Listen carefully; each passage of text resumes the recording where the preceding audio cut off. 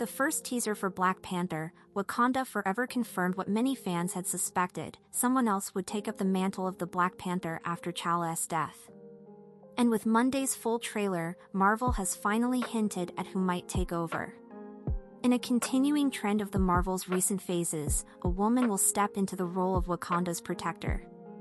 The question is, who? Let's explore the possibilities.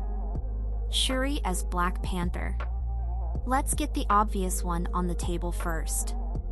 In Marvel Comics lore, Shuri has stepped into the boots of the Black Panther before, when supervillains trapped T'Challa in a state between life and death. She earned Bast's blessing and underwent the trials to ingest the heart-shaped herb, all while stopping a war. Even after T'Challa recovered, he took a break from being Black Panther and let her keep the job for a while.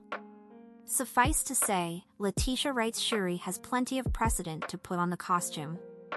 And, well, the new costume's mask has her characteristic makeup.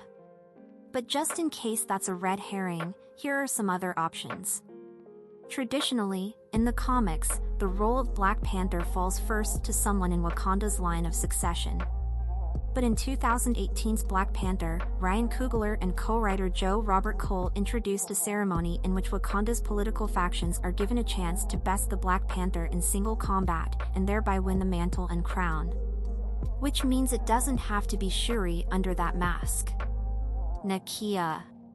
Another strong possibility for the role is Lupita Nyong'o's Nakia, with plenty of experience as one of Wakanda's covert war dog operatives and the utmost loyalty to the royal family, as demonstrated in Black Panther, 2018.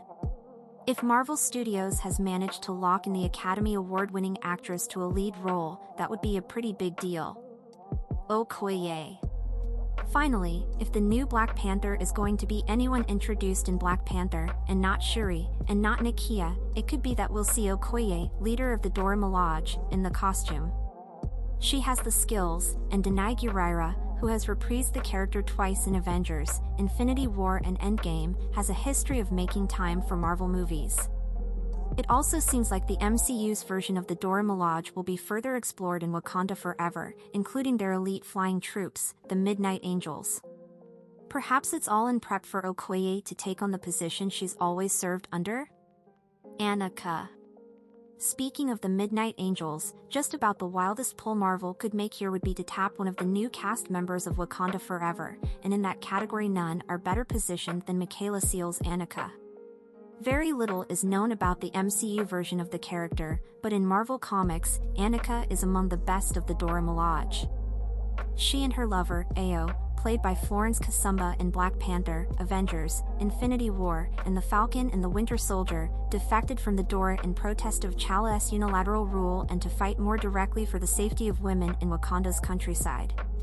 But therein lies the depressing reason she's probably not in that costume. Her character is canonically queer, and has been since her first appearance.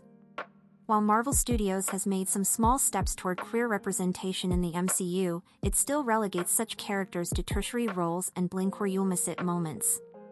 So, in conclusion, it's almost certainly Shuri. The quippy princess was a breakout character from Black Panther, while Wright is at the right place in her career to sign on for an Avengers-level role in the MCU.